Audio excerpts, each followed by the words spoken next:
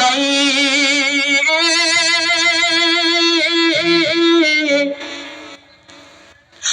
একেবারে দিলের কান লাগায় কথাগুলো শুনবেন। আল্লাহ রাব্বুল আলামিন সূরাতুল আরাফের 204 নম্বর আয়াতের মধ্যে জানিয়েছেন, এ বন্ধু, ওয়াইদা কুরিয়াল কুরআন ফাসতামিউ লাহু ওয়া আনসিতু লাআল্লাকুম তুরহামুন। আল্লাহ জানিয়েছেন, এই কোরআনের মজলিসের মধ্যে বসবে যারা, দিলের কানটা লাগায় একেবারে কথাগুলো শুনবে যারা, আমি আল্লাহ রাব্বুল আলামিনের বিশাল রহমতের মালিক হইয়া যাবে তারা। আমার ভাইরা, এ বন্ধু, আল্লাহর কোরআনের কথা এবার শুনলাম, এবার হাদিসটা শোনেন।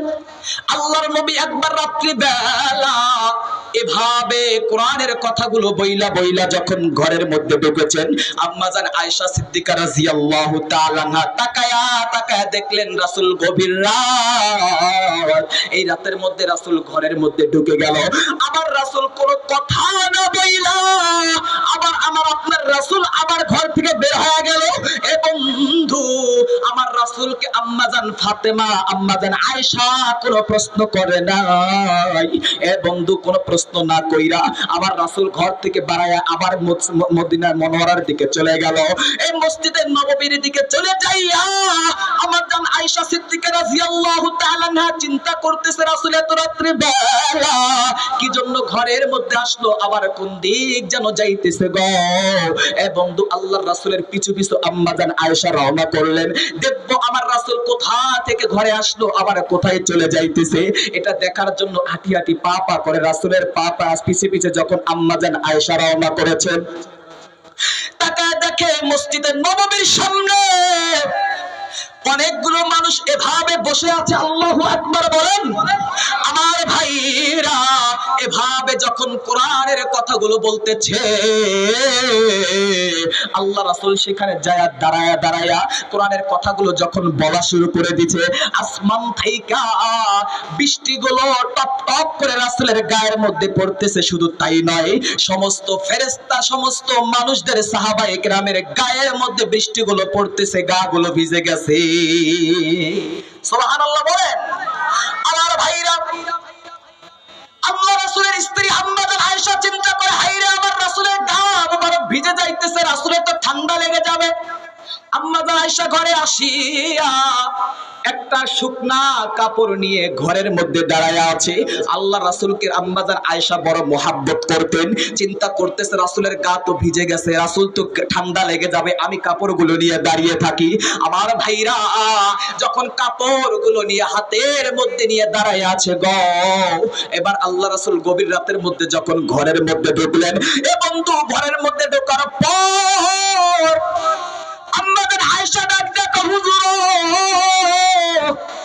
আপনি তো ঘরের মা যখন কথাগুলো বলতেছিলেন, মসজিদে নববীর সামনে আলোচনা করতেছিলেন, আমি তাকায়া তাকায়া দেখলাম আপনার উপরে বৃষ্টিগুলো পড়তেছে। নবী গো, আপনার গা মোবারক তো ভেজে গেছে, আপনার গাটা ভিজে গেছে, আপনার ঠান্ডা লেগে যাবে, আপনি আপনার কাপড়টা খুলে ফেলেন, আপনার ভেজা কাপড়টা খুলে ফেলে এই শুকনা কাপড়গুলো নিয়ে আপনি গায়ের মধ্যে জড়ান।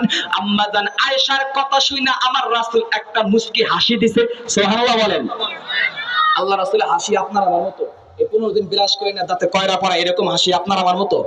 আর কথা বলেন। আরে রাসূলের দাঁতের ঝলক তো এমন, চেহারা সুন্দর তো এমন।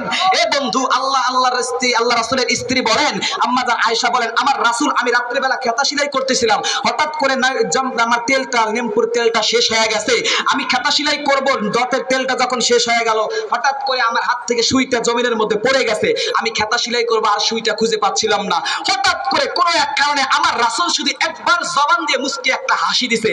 রাসূলের দাঁতের ঝলকে ঘরটা আলোকিত হয়ে গেছে, আমি অনায়াসে সুইটা খুঁজে পাইলাম। পুরা কপাল। সুবহানাল্লাহ বলেন না? সুবহানাল্লাহ পড়া হবে। এ বন্ধু, আল্লাহ রাসূলের স্ত্রী আম্মাজান আয়েশাকে প্রশ্ন করা হলো, মসজিদ মদিনার কে বলে নারীরা এসে প্রশ্ন করে, ইয়া রাসূলুল্লাহ, এই আল্লাহ রাসূলের স্ত্রী, আপনি, আল্লাহ রাসূল তো দুনিয়ার জমিনে নাই, একটু আল্লাহ রাসূলের সৌন্দর্য একটু বর্ণনা করেন, রাসূল কেমন ছিল?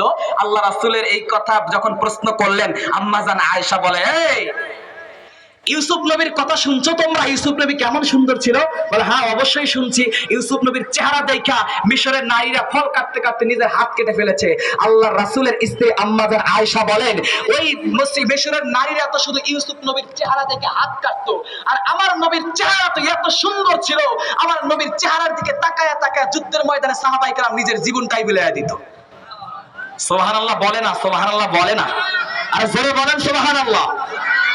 এই যে সুবহানাল্লাহ যারা বলছেন, সাথে সাথে যেই বলেন আপনার জন্য জান্নাতের মধ্যে আল্লাহ তাআলা একটা গাছ দিয়ে দিয়েছে। সুবহানাল্লাহ বলেন। এই গাছটার নামই সুবহানাল্লাহ গাছ। আবার সুবহানাল্লাহ বলেন।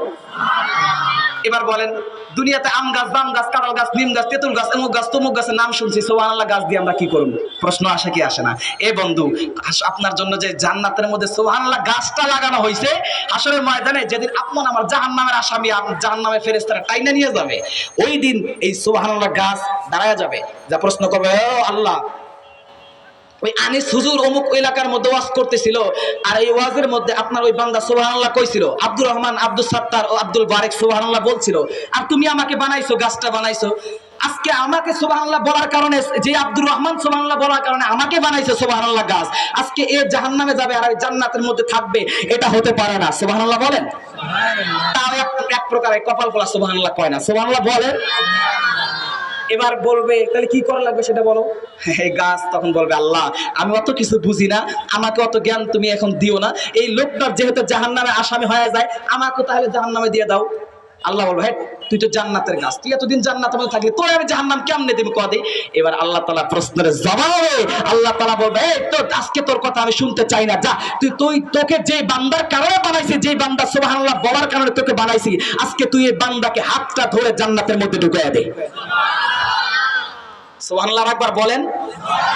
ঠকবেন না, ঠকবেন না, সবাই বলেন। আমার ভাইরা, ভালো লাগতেছে? তাও দেখেন কিছু মানুষ কিন্তু আসবে না, আসলে বুঝতে হবে এগুলো ওই শ্রেণীর। কি বলেন আমার ভাইরা? যে আলোচনাটা করতেছিলাম সূরাতুল আরাফে 204 নম্বর আয়াত, আল্লাহ বলেছেন, ওয়াইদা কুরিয়াল কুরআনু ফাসতামিউ লাহু ওয়া আনসিতু লাআল্লাকুম তুরহামুন। সময় সংক্ষেপ, অতি সংক্ষেপ, আরো সংক্ষেপ করে বলি যে আল্লাহ রাসূল বলেন, আল্লাহর হাবিব, আল্লাহ রাসূলের স্ত্রী বলেন, আর ইয়া রাসূলুল্লাহ, আপনার গায়ে মোবারক ভিজে গেছে, আপনি এই শুকনা কাপড়গুলো পরেন, আপনার তো ঠান্ডা লেগে যাবে। আল্লাহ রাসূল জবাবে বলে, এই আয়েশা তুমি কি বলো এগুলো? আমার গা তো ভিজন থাকা লাগবে, তুমি যে আমার শুকনা কাপড় পরতে কইতেছো, আমার গা তো ভিজেই নাই, আমার গায়ে তো বৃষ্টি লাগেই নাই। সুবহানাল্লাহ বলেন। আম্মা জান আয়েশা কয়, হুজুর আপনি কি আমার লগে মজা করতেছেন? তোমার লগে আমি মজা করবো কি লাগে? তুমি কি এটা কি বলো? আমার গা তো ভিজেই নাই, কই বৃষ্টি পাও? তুমি যাই বাইরে দেখো, এক ফোঁটা পারি নাই। আল্লাহ রাসূল বলেন, আল্লাহ রাসূলের স্ত্রী বলেন, ইয়া রাসূলুল্লাহ, আমি তাকায় তাকায় দেখছি, আল্লাহর কসম, আল্লাহি, আমি তাকায় তাকায় দেখলাম যখন আপনি কোরআনের কথাগুলো বলতেছিলেন, শুধু আপনার গায়ে নয়, আপনার সমস্ত সাহাবায়ে কেরামের গায়ের মধ্যে আল্লাহ তাআলা আসমান থেকে বৃষ্টিগুলো টপ টপ করে আপনাদের গায়ের মধ্যে পড়তেছিল। আল্লাহ রাসূল বলেন, আমার ভাইরা, আল্লাহ রাসূল সাল্লাল্লাহু আলাইহি ওয়াসাল্লাম আম্মা জান আয়েশাকে ডাক দিয়ে, আয়েশা রে, তুমি যে বৃষ্টিগুলো দেখছো এটা কোনো সাধারণ কোনো বৃষ্টি নয়। বন্ধু, এই যে এই মুন্সিপাড়ার যে মানুষগুলো, আল্লাহ রাসূল বলেন, মুন্সিপাড়ার যে মানুষগুলো এই কোরআনের মজলিসের মধ্যে বসবে, কোরআনের কথাগুলো শুনবে, কোরআনের হাকিকতগুলো বর্ণনা করবে, আমি আল্লাহ তাআলা তাদের মাথার উপরে রহমতের বৃষ্টিগুলো বর্ষণ করে। সুবহানাল্লাহ জোরে বলে। আমার ভাইরা, আল্লাহ রাসূল বলে, আয়েশা রে, তুমি বৃষ্টি দেখছো, এটা বাহ্যিক কোনো বৃষ্টি নয়, এই বৃষ্টিটা হইল কোরআনের মজলিসের মধ্যে বসার কারণে আল্লাহ তাআলা রহমতগুলো আমাদের গায়ের মধ্যে বর্ষণ করেছে। সুবহানাল্লাহ জোরে বলে। আমার ভাইরা, আল্লাহ রাসূল বলেন যে মুন্সিপাড়ার